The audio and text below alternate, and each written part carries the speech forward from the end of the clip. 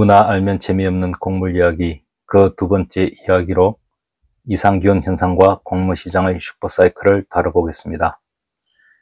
1편과 2편으로 나누어 1편에서는 전 세계 기상이변과 곡물 가격의 폭등을, 2편에서는 엘니뇨, 라니냐 현상과 곡물 시장의 슈퍼사이클을 살펴보겠습니다. 오늘은 1편으로 전 세계 기상이변과 곡물 가격의 폭등을 주제로 이야기해 보겠습니다. 최근 몇 년 사이 세계 곳곳에서는 기후변화로 인해 기이한 현상들이 발생하고 있으며 이상기온 현상은 갈수록 심해지고 있습니다. 남반구 겨울 시즌인 2021년 6월 뉴질랜드의 기온이 1909년 기상관측 이래 가장 높은 것으로 나타났습니다. 알프스 산맥의 만년설이 녹아내리고 있으며 알프스의 빙하가 30년 내로 사라져버릴 것이란 전문가들의 경고도 나오고 있습니다.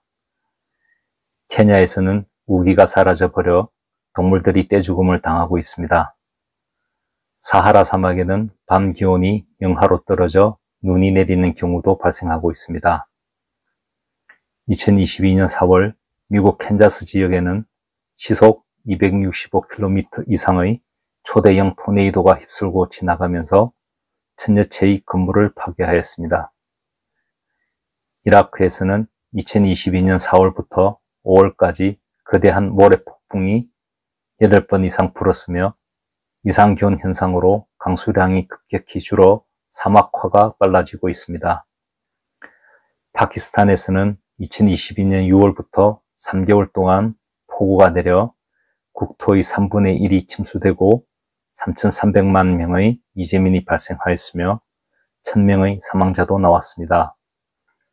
미국의 사막지대 데스밸리에서는 2022년 8월 단 3시간 동안 약 371mm의 기록적인 폭우가 쏟아졌습니다.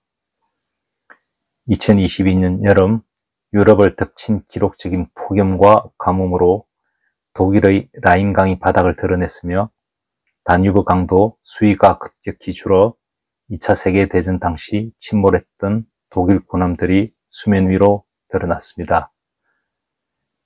미국에서도 미시시피강의 수위가 내려가 바닥에 가라앉아 있던 19세기 연락선이 모습을 드러냈습니다. 중국 중남부 지역에는 폭염으로 인해 강수량이 평년의 절반 수준으로 줄자 중국 최대 담수호인 포양호가 말라버렸습니다.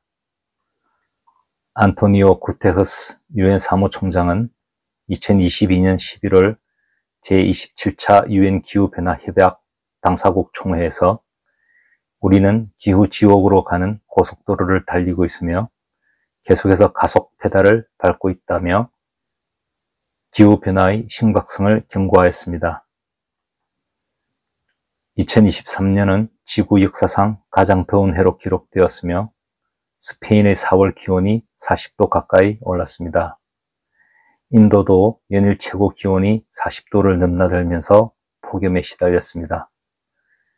기후변화와 이상기온으로 인한 문제는 전 세계가 앞장서서 해결해 나가야 할 당면 과제가 되었으며 가장 시급한 분야가 농업입니다. 환경 파괴로 인한 지구온난화로 세계는 폭염과 혹한, 가뭄과 홍수 등 극한의 상황에 내몰리고 있으며 빈번한 이상기온 현상으로 인해 곡물 생산이 어려워지고 있습니다. 농생명공학이 발전하더라도 자연의 변화에 대한 대응은 쉽지 않습니다. 유전자 변형 기술을 통한 곡물 정산도 기상 여건이 받쳐주지 못하면 어려워집니다. 기상이변으로 인해 주요 곡물 생산국들의 생산이 어려워질 때마다 곡물 가격이 폭등하고 급기야는 에거플레이션으로 이어졌습니다. 2010년 갑자기 들이닥친 가뭄으로 미국에서의 곡물 생산량이 급감하고 곡물 가격이 치솟아 에거플레이션이 발생하였던 것과 같이 기후위기로 인한 에거플레이션 공포는 언제나 도사리고 있으며 언제 어느 때 그와 같은 심각한 위기가 닥칠지는 아무도 모릅니다. 지구온난화에 따른 극심한 가뭄 현상으로 인해 세계 주요 곡물 산지가 큰 피해를 입고 있습니다. 특히 돌발 가뭄 현상이 심해지고 있어 문제가 됩니다. 돌발 가뭄이라는 용어는 마크 스보보다 미국 국립가뭄완화센터의 센터장이 2000년대 초 처음으로 사용하였습니다. 돌발 가뭄은 순식간에 가뭄이 발생하는 현상으로 평상시보다 강수량이 줄어들고 비정상적으로 높은 기온과 바람, 복사열이 동반되었을 때 나타납니다. 돌발 가뭄이 발생하면 토양 수분이 급격하게 줄어 농작물에 광범위한 피해를 주게 됩니다. 2012년 여름 미국 중부에서 발생한 돌발 가뭄은 옥수수 등 농작물을 고사시켜 추산 357억 달러의 손실을 낳았습니다. 기록적인 가뭄과 폭염에 시달렸던 2012년이 공식적으로 미국 역사상 가장 더운 해로 기록되었습니다.